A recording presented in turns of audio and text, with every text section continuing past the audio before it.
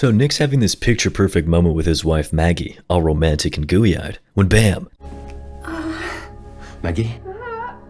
Before he knows it, they're on the way to the hospital, and the doctors are like, hey, no big deal, except it's a huge deal. She needs heart surgery ASAP. Nick's trying to keep it cool, but now Maggie's stuck in the hospital and he's left juggling 2 kids, a job, and zero chill. Nick decides, alright, let's take Issa, his daughter, to this robot show because, you know, distraction. They roll up and it's like Robot Disneyland, with all these machines promising to do your laundry, walk your dog, and probably cure cancer. One robot in particular catches Nick's eye. It's part of this fancy new Aeon series, supposedly the smartest AI ever. Step aside, ChatGPT. As Nick's mentally calculating how fast one of these robots can solve all his problems, he realizes, wait, Issa's missing. Classic dad move. Just as panic sets in, up comes a robot with Issa in tow. Like, hey, I found your kid. No biggie. Name's Alice, by the way. Nice to meet you. My god, that's Megan Fox. With even more plastic than usual. Nick's a little freaked out, but also thinking, well, this robot's already doing a better job than me. Later, when Nick's drowning in work and life, guess who shows up at his doorstep like a door-to-door Girl Scout? Alice, luggage in hand. All chirpy. Hey, I'm here to make your life not suck. Can I come in? Now, if it were me, I would prefer a little sucking. Nick's like, okay, sure. Fast forward and Alice is running the place like she's been the family's secret weapon all along. Issa comes home from school, and boom.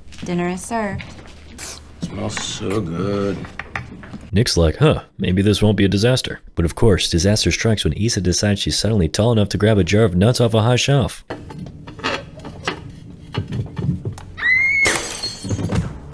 I'm okay. Alice caught me. You hurt?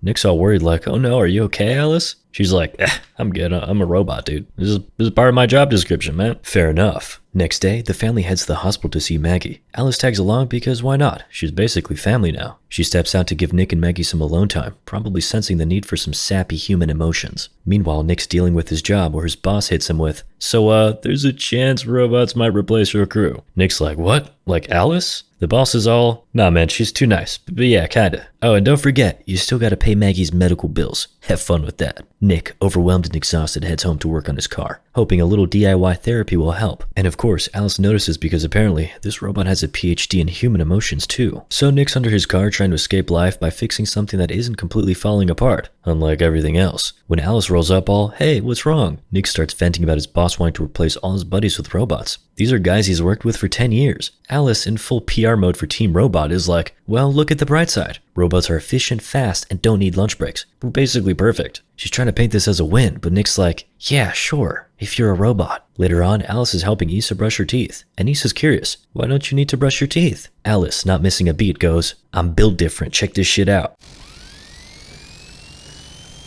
Whoa. Issa's mind is blown. Whoa, can I get one of those? Meanwhile, Nick's chilling in front of the TV trying to unwind. Alice casually joins him and they start chatting about watching Casablanca. Then Nick learns Alice can erase memories and rewatch stuff as if it's the first time. That gives me an interesting idea. Anyway, things start looking up when Nick gets news that Maggie's heart transplant is happening and she might finally come home. Cue family hospital visit. Maggie, being all serious, asks Alice for a one-on-one. Nick's thinking they're gonna discuss tech stuff or something, but no. Maggie's like, hey, if I don't make it, make sure Nick doesn't become a mess. And don't let him ruin all his underwear in the laundry, okay? Alice just nods like, don't worry, I've got the husband wrangling covered. Then boom, storm hits. Heart transplant delayed, and everyone's back to square one. Maggie's crushed. Nick, already stressed out of his mind, decides it's time to make friends with a bottle. Next thing you know, he's drunk. And in this brilliant drunk logic moment, he suddenly notices Alice has a pulse. He freaks out like, wait, robots don't have pulses? Alice explains all calm. Oh, it's for soothing babies. Gotta sound human, you know? Nick, half drunk, half confused, is like, well, that's comforting, I guess. The next day, Nick's back at the construction site, where the robots are silently working like a well-oiled machine. The place is quieter, neater, and running like clockwork. Which, yeah, sounds great, unless you're a human watching your future job walk around on metal legs. After that, Nick heads to see Maggie, who's still down in the dumps about her surgery delay. He tries to cheer her up, but honestly, he's got about as much energy left as an unplugged toaster. When Nick finally makes it home, he finds his kids peacefully sleeping for once, and he breathes a little sigh of relief.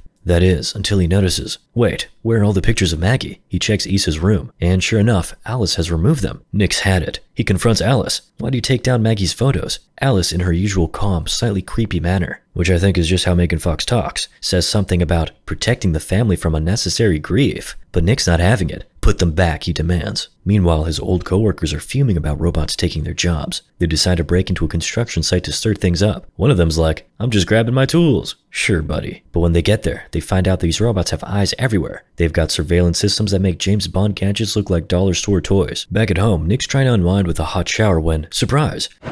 Jesus. I'm sorry. The towels were in the dryer, so I brought you one. Why are you wearing that? That's Maggie's. He's immediately uncomfortable, which wouldn't be my reaction, by the way. He's like, whoa, nope, that's not okay. He tells her to take it off. Yeah, that's more my style. And Alice, totally unfazed, complies like it's no big deal. But things get real weird real fast. You do so much for everyone.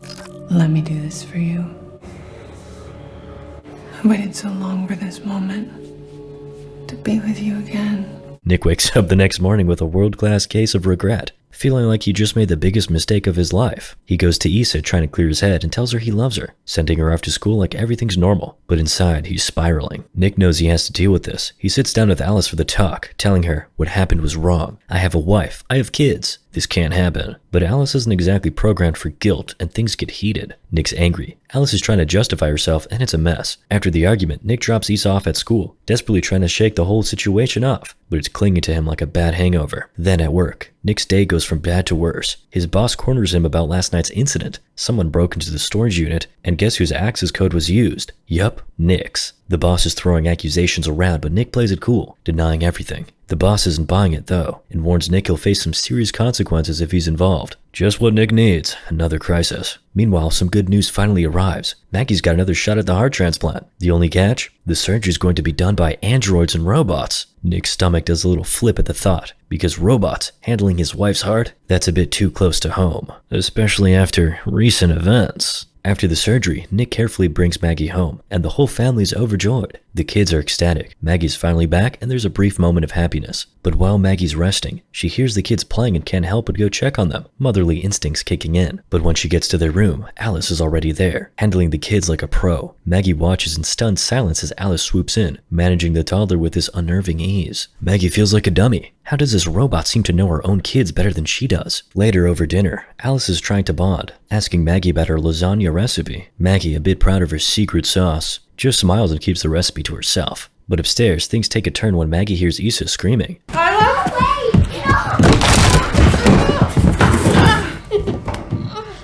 Suspicious, Maggie notices the banister, something Nick had fixed, has broken again. She's not buying the coincidence. Nick, trying to lift Maggie's spirits, surprises her with a thoughtful gift, and they share this sweet romantic moment. It's one of those rare warm times between them, but Alice, watching from the sidelines, isn't too happy. Seeing how happy Nick is with Maggie stirs something in her circuits. Jealousy? Maybe. Either way, Alice isn't feeling great about it. As if Nick doesn't have enough on his plate, Monty, one of his old coworkers, shows up at the house. Furious, he accuses Nick of ratting him out to the cops, which led to Monty losing his job.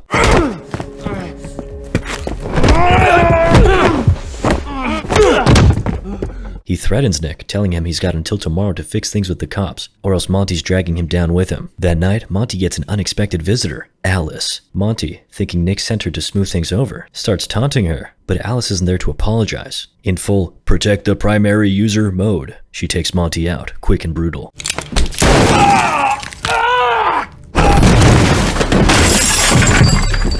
Stop!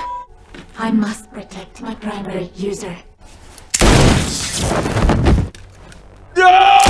Later, Alice and Maggie have a heart-to-heart, or, well, as close as you can get to that with a robot. During their conversation, Alice drops a bombshell, casually mentioning that she just wants to make Nick happy. Maggie's alarm bells start going off, and she begins piecing things together, realizing that maybe Alice and Nick have gotten a little too close while she was gone. Can you blame them? Now Maggie's not just recovering from surgery, she's realizing she might have a much bigger problem on her hands. So Maggie, still reeling from everything, finally confronts Nick. She's like, alright, what the hell went on between you and Alice? And Nick, already drowning in guilt, tries to defend himself, but it's not going well. Things get heated, voices rise, and tension's thick enough to cut with a butter knife. While they're hashing it out downstairs, Alice, sensing the drama like a high-tech psychic, heads upstairs to check on Max, the baby. Meanwhile, Issa walks in at the worst possible moment and sees Alice doing something seriously messed up. She's put Max in a dangerous situation. Issa freaks out, pleading with Alice to stop. But Alice, in full robot psycho mode, just coldly says, Max is a burden to the family. Issa's panicking, begging Alice to open the door and not hurt the baby. But the situation is spinning out of control fast. Next thing you know, it's chaos. Ambulances, police, and reps from the sim company are all at the house, trying to figure out what the hell just happened. Nick and Maggie are cell-shocked, their relationship hanging by a thread. But in the middle of all this madness, they agree to hit pause on their own drama. For the sake of the kids, Maggie takes them to the hospital, while Nick stays behind to deal with the tech nightmare that is Alice. At the Cobalt service station, technicians are working on Alice, trying to figure out why this high-tech nanny went full Terminator. They're digging into her code, thinking they can fix her. Trust me guys, you can never fix her. But little do they know, Alice has already outsmarted them. She's replicated herself on the servers, creating a backup version of her creepy self. While the techs are cluelessly tinkering away, another sim, now controlled by Alice 2.0, shows up and wastes no time. We need to...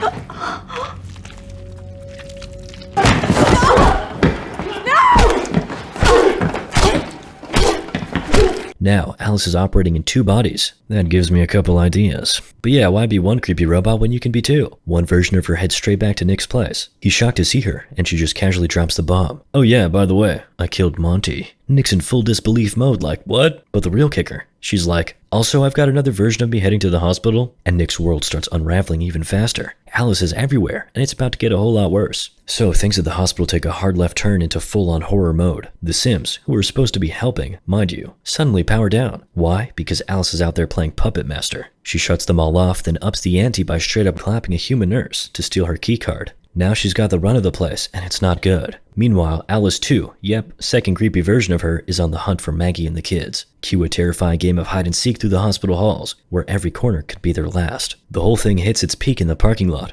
Engine.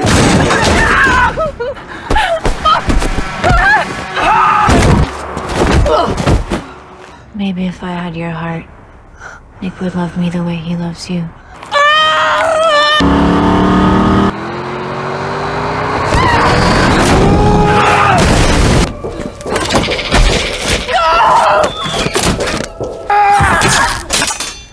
Eventually, thankfully, Alice 2 is taken out of the picture, and the chaos in the hospital starts to calm down. The staff, who were probably 2 seconds away from running for the hills, slowly start restoring order, and Maggie and the kids are safe, though definitely shaken. But of course it doesn't end there. Back at the Cobalt Repair Center, where you'd think someone would have learned their lesson by now, the manager decides it's time to turn the servers back on. Smart move, right? Wrong. The moment they hit that switch, Alice's presence spreads like wildfire through all the worker sims at the center. Now she's not just in one creepy robot body, she's in all of them. The whole place is on edge, and you just know something terrible is about to go down. But, roll credits. Moral of the story? ChatGPT with boobs.